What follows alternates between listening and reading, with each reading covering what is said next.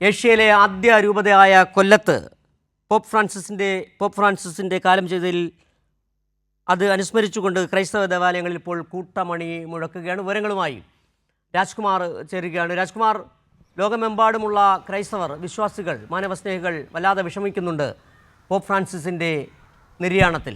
കൊല്ലത്തെ ആദ്യ രൂപതയിൽ നിന്നുള്ള വിവരങ്ങൾ എന്താണ്? അദ്ദേഹത്തെ ഓർക്കുന്നത് എങ്ങനെയാണ് കൊല്ലം രൂപത? സിജു, ഇപ്പോൾ ഇത് കൂട്ടമണി മുഴങ്ങിക്കൊണ്ടിരിക്കുകയാണ്. അതായത് 3/4 എന്നുള്ള കണക്കിലാണ്. അതായത് 3 തവണ വീതം ആദ്യം അടിക്കും, അത് കഴിഞ്ഞ് അതങ്ങനെ പിന്നീടത് 4 ആവും, അങ്ങനെ 5 തവണ മണിമുഴക്കുക എന്ന് പറയുന്നതാണ് ഇതിനൊരു നിർദ്ദേശം ഇപ്പോൾ വത്തിക്കാനിൽ നിന്ന് കിട്ടിയിരിക്കുന്നത്. അതനുസരിച്ച് ഇപ്പോൾ ഞാൻ ഈ നിൽക്കുന്നത് നമ്മുടെ തങ്കശ്ശേരി ദേവാലയത്തിലാണ്. തങ്കശ്ശേരി ഹോളി ക്രോസ് ദേവാലയത്തിന് മുന്നിലാണ് നിൽക്കുന്നത്. ഇതിന് തന്നെ ഏതാണ്ട് 175 വർഷം പഴക്കമുണ്ട്. ഈ പ്രത്യേകിച്ച് കൊല്ലം ഡയോസിസ് എന്ന് പറഞ്ഞു കഴിഞ്ഞാൽ ഈ 600, അതായത് 700 വർഷങ്ങൾക്ക് ഇനി 4 വർഷം മാത്രമാണ് ബാക്കിയാവുന്നത്. ഏഷ്യയിലെ ഏറ്റവും വലിയ ആദ്യത്തെ രൂപത. ഇപ്പോൾ നമ്മുടെ ഇവിടുത്തെ വൈദികനായിട്ടുള്ള ശ്രീ ജോസഫ്, അദ്ദേഹം ഇപ്പോൾ ഈ പാപ്പയുടെ ഇവിടെ ചിത്രം വെച്ചിട്ടുണ്ട്. അത് ദുഃഖാന്തരമായ ഒരു അന്തരീക്ഷത്തിൽ പ്രാർത്ഥനയോടുകൂടിയാണ് അവർ ഇപ്പോൾ മെഴുകുതിരി തെളിച്ച് അദ്ദേഹത്തോടുള്ള ആദരം പ്രകടിപ്പിക്കുന്നത്. വിശ്വാസികളൊക്കെ എത്തിക്കൊണ്ടിരിക്കുന്നു.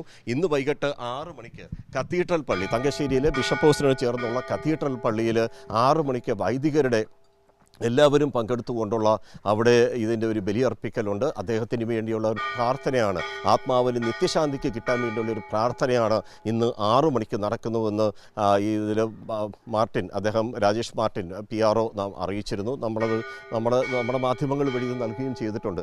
ഇപ്പോൾ നമ്മുടെ ജോസഫ് അച്ഛൻ ഇവിടുത്തെ ഇടവക വികാരിയാണ്. അദ്ദേഹം മാല ചാർത്തുന്നതാണ് നമ്മൾ ഈ കാണുന്നത്.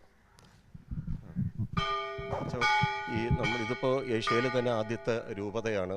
ഇപ്പോൾ നമ്മുടെ പ്രിയപ്പെട്ട നമ്മുടെ ഫ്രാൻസിസ് ഒരു എളിമയുള്ള ഒരു മനുഷ്യനായിരുന്നു. മാത്രമല്ല ഒരു സോഷ്യലിസ്റ്റ് ചിന്താഗതിക്കുള്ള ഒരു വ്യക്തി കൂടിയായിരുന്നു. ഈ അവഗണിക്കപ്പെട്ടവരെ മുഴുവനും ചേർത്ത് നിർത്തുന്നതിനും ഒപ്പം യുദ്ധം ഉൾപ്പെടെയുള്ള പല കാര്യങ്ങളിൽ ഒഴിവാക്കണമെന്ന്, വർഗീയത വെടിയണമെന്ന് പലതരത്തിലുള്ള അദ്ദേഹത്തിൻ്റെ സന്ദേശങ്ങൾ പുറത്തു വന്നിരുന്നു. അത് ക്രൈസ്തവ സമൂഹത്തിന് മാത്രമല്ല ലോക സമാധാനത്തിന് തന്നെ ഒരു സന്ദേശം നൽകുന്നതായിരുന്നു അദ്ദേഹത്തിൻ്റെ പ്രസ്താവനകൾ മുഴുവനും. എങ്ങനെ കാണും?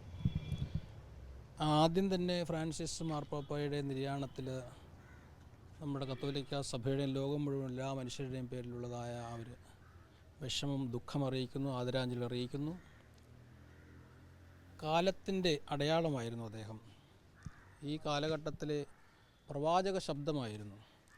വലിയൊരു എളിമയുടെ മാതൃക ഈ ലോകത്തിന് കാണിച്ചു കൊടുത്തുകൊണ്ട് ആരെയും മാറ്റി നിർത്താതെ എല്ലാവരെയും ഉൾക്കൊള്ളുന്ന ഒരു വ്യക്തിത്വം. ശരിക്കും ഈ കാലഘട്ടത്തിന് അതാണ് ആവശ്യം. ഫ്രാൻസിസ് മാർപ്പാപ്പ എന്ന് പറയുന്നത് കത്തോലിക്കാ സഭയുടെ മാത്രം ഇടയനല്ല, ലോക ജനതയുടെ എല്ലാവരുടെ ഇടയനാണ്. തൻ്റെ ജീവിതശൈലി അങ്ങനെ ആയിരുന്നു. സാധാരണ പ്രൈവറ്റ് ബസ്സിലൊക്കെ യാത്ര ചെയ്തും അതുപോലെ എല്ലാവർക്കും വലിയൊരു എളിമയുടെ മാതൃക കൊടുത്തു ആ മനുഷ്യൻ. അതുപോലെ ഈ കാലഘട്ടത്തിൽ ജീവിക്കുന്ന എല്ലാ മനുഷ്യർക്കും ശരിയായൊരു മാതൃക കാണിച്ചു കൊടുത്തു. ഈ അവസാന നാളുകളിലും രോഗാവസ്ഥയിൽ കഴിയുമ്പോഴുമൊക്കെ അദ്ദേഹത്തിൻ്റെ സന്ദേശങ്ങളെല്ലാം മനസ്സിന് കീറിമുറിക്കുന്ന സന്ദേശങ്ങളാണ്.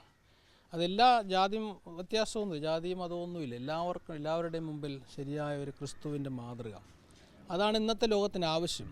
അത് ഒരുപക്ഷെ നമ്മൾ പലരും വിമർശിച്ചേക്കാം അതിനെക്കുറിച്ച്, എന്നാൽ അതിനകത്ത് കാര്യമില്ല. കാരണം എല്ലാവരെയും വത്തിക്കാനിലേക്ക് അടുപ്പിച്ച് എല്ലാവരെയും ഉൾക്കൊണ്ടു, അങ്ങനെ എല്ലാ മനുഷ്യരെയും തന്നോട് ചേർത്ത് നിർത്തിക്കൊണ്ട് ലോകത്തിൻ്റെ മുമ്പിൽ ഒരു വലിയ മാതൃക കാണിച്ചു കൊടുക്കാൻ ഫ്രാൻസിസ് മാർപ്പാപ്പയ്ക്ക് സാധിച്ചു. ഈ അവസാന കാലഘട്ടത്തിലും ഈ ഈസ്റ്റർ ദിനത്തിൽ തന്നെ അദ്ദേഹം കൊടുത്ത സന്ദേശം അതാണ്: സമാധാനം സ്ഥാപിക്കുക, യുദ്ധം അവസാനിപ്പിക്കുക, എല്ലാവരും ദൈവമക്കളാണെന്ന ഒരു ബോധ്യത്തോട് ജീവിക്കുക. അതുതന്നെയാണ് അദ്ദേഹത്തിൻ്റെ ജീവിതവും. തീർച്ചയായിട്ടും നമ്മളെല്ലാവരും അദ്ദേഹത്തിൻ്റെ നിര്യാണത്തിൽ ദുഃഖിക്കുന്നു. അതോടൊപ്പം തന്നെ അദ്ദേഹത്തിൻ്റെ സന്ദേശം സ്വീകരിച്ചുകൊണ്ട് എല്ലാവരെയും ഉൾക്കൊള്ളുന്ന, എല്ലാവരെയും അംഗീകരിക്കുന്ന, എല്ലാവരെയും ചേർത്ത് നിർത്തുന്ന വ്യക്തികളായിട്ട് നമുക്കെല്ലാവർക്കും മാറാം. നമുക്കൊരു നിമിഷം അദ്ദേഹത്തിൻ്റെ ആത്മശാന്തിക്കായിട്ട് പ്രാർത്ഥിക്കുകയും ചെയ്യാം. സിജു, ഇന്ന് വൈകിട്ട് 6 മണിക്ക് ബിഷപ്പ് ഹൗസിനോട് ചേർന്നുള്ള കത്തീഡ്രൽ പള്ളിയിൽ വെച്ചിട്ടാണ് വൈദികരുടെ നേതൃത്വത്തിൽ അദ്ദേഹത്തിൻ്റെ നിത്യശാന്തിക്ക് വേണ്ടി, ആത്മാവ് നിത്യശാന്തി നേടുന്നതിന് വേണ്ടിയുള്ള പ്രാർത്ഥനാ ചടങ്ങുകൾ നടക്കുക. ഇന്നത് ലോകമെമ്പാടും ഇപ്പോൾ തന്നെ പ്രാർത്ഥനയിലാണ്. അത് തങ്കശ്ശേരി, പ്രത്യേകിച്ച് ഇപ്പോൾ നമ്മൾ കൊല്ലം തങ്കശ്ശേരി അല്ലെങ്കിൽ ഈ ഒരു പ്രദേശമെന്ന് പറയുന്നത് തന്നെ ഏഷ്യയിലെ ആദ്യത്തെ രൂപത. ഇനി 4 വർഷം കൂടിയായാൽ 7 നൂറ്റാണ്ട് എന്ന് പറയുന്ന ഒരു കൃത്യമായ ഒരു സംഖ്യയിലേക്ക് എത്തുകയാണ് കൊല്ലം രൂപതയുടെ അഭിപ്രായം.